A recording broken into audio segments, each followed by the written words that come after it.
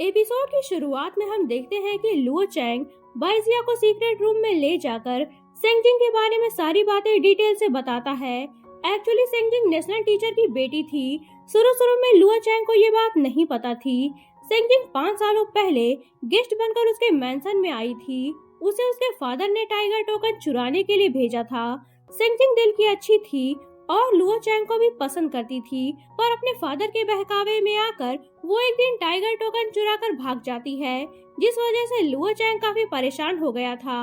पर बाइजिया के मास्टर के समझाने पर वो टाइगर टोकन वापस देने आई थी, जिस पर गार्ड्स ने उस पर हमला कर दिया था और उसे काफी चोटें आ गई थी। बटलर वो टाइगर टोकन लाकर लुओ चैंग को देता है और सारी बातें बताता है, जिस पर लुओ चैंग सेंगजिंग के पास उसे देखने जाता है। वो सेंगजिंग से काफी ज्यादा नाराज था। उसकी नाराजगी देखकर सेंगजिंग खुद को हारा हुआ महसूस करती है और उसे अपने प्यार का इजहार करते हुए अपना गला काट लेती है। उसके मरने से लुओ चैंग खुद को गिल्टी फील कर रहा था। वो सबका जिम्मेदार खुद को समझता है। इसके बाद जब काफी सालों बाद उसकी नजर बाइजिया पर पड़ी तो उसे अपनी गलती सुधारने का मौका मिल गया था। सारी सच्चाई जान लेने के बाद बाइजिया भी उसे माफ कर देती है और कहती है कि तुमने टाइगर टोकन थर्ड प्रिंस को दे दिया, अब तुम अपने फादर किंग को क्या जवाब दोगे। वो कहता है कि मैं उनसे माफी मांग लूंगा, मुझे उम्मीद है कि वो मुझे माफ कर देंगे। नेक्स्ट डे वो किंग के पास जाकर सारी बातें बता देता है, जिस पर किंग कहते हैं कि ये तुमने क्या किया, मैं तुम्हें क्राउन प्रिंस बनाना चाहता था और तुमने अपने पैरों पर खुद ही कुल्हाड़ी मार ली। इस पर वो उनसे माफी मांगता है तो किंग कहते हैं कि ठीक है, मैं कोई ना कोई सॉल्यूशन निकाल लूंगा। नेक्स्ट डे वो अपने सभी बेटों को बुलाकर डांटते हैं कि वो आपस में लड़ाई झगड़े और साजिशें ना करें, इससे उन्हीं का नुकसान होगा। दूसरे देशों को अगर इस बारे में पता चला तो वो उन्हें कमजोर समझकर उन पर हमला कर देंगे। उन्हें तो एक दूसरे की ताकत बनना चाहिए, न कि इस तरह से थ्रोन के लिए लड़ना झगड़ना चाहिए। वो उन सभी को समझा बुझाकर वहाँ से भेज देते हैं। घर वापस आकर थर्ड प्रिंस काफी गुस्से में था, क्योंकि उसके पास टाइगर टोकन तो आ चुका था, पर वो उसे खुलेआम यूज नहीं कर सकता था। वो गुस्से में लुओ चैंग को मारने जाने लगता है। तभी नेशनल टीचर उसे रोकते हुए उस पर पाउडर छिड़क कर उसे अपने वश में कर लेता है, क्योंकि उसका प्लान तो कुछ और ही था। वो पूरी रॉयल फैमिली को मारकर खुद किंग बनना चाहता था।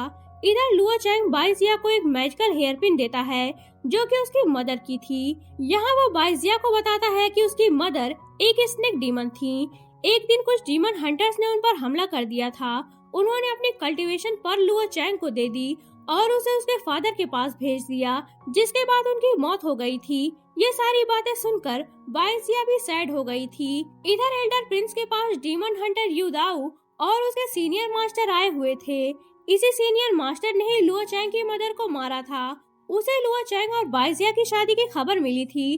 वो कहता है कि लुओ चैंग पहले से ही मिक्स ब्लड है, अगर उसने बाइजिया से शादी कर ली तो वो दोनों ह्यूमंस के लिए खतरा बन सकते हैं, इसीलिए हमें उन दोनों को मार देना चाहिए।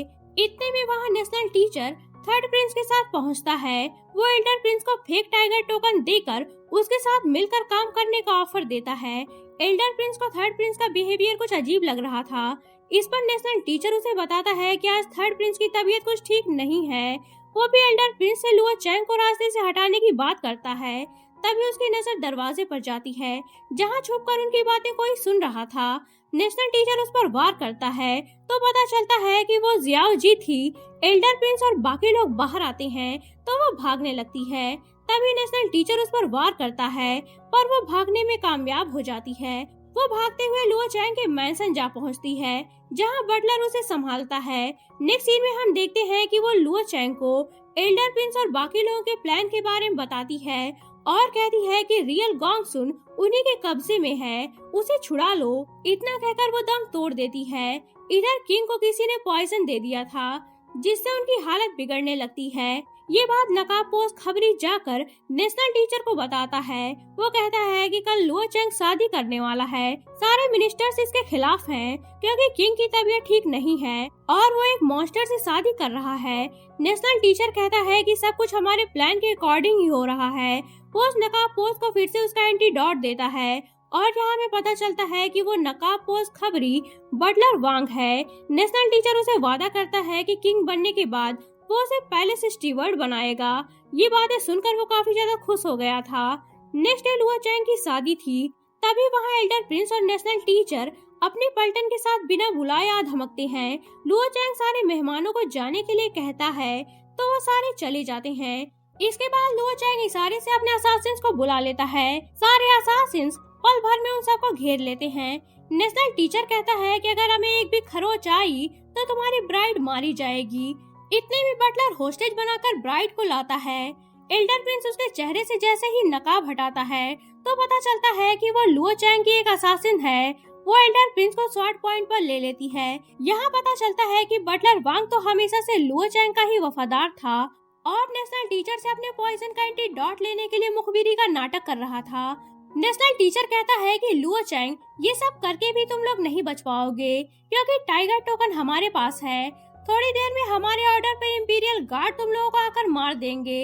इतने में उसका एक सोल्जर आकर बताता है कि इंपीरियल गार्ड्स को जनरल ली ने खत्म कर दिया है।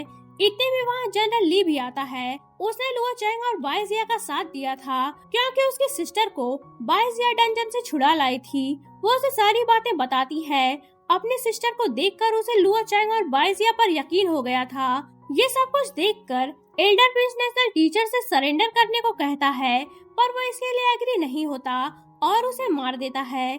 अब सभी में घमासान फाइट स्टार्ट हो चुकी थी।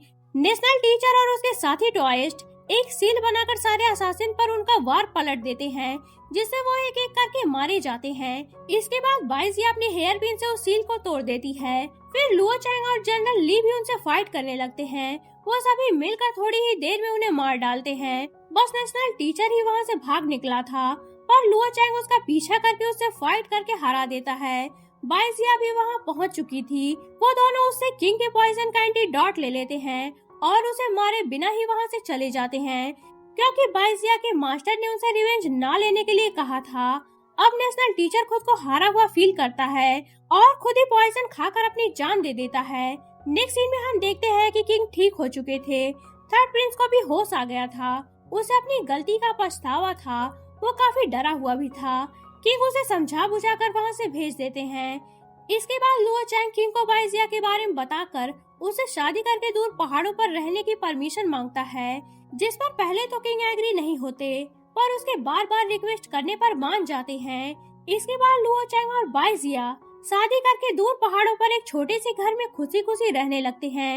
इसी के साथ इस स्टोरी की हैप्पी एंडिंग हो जाती है।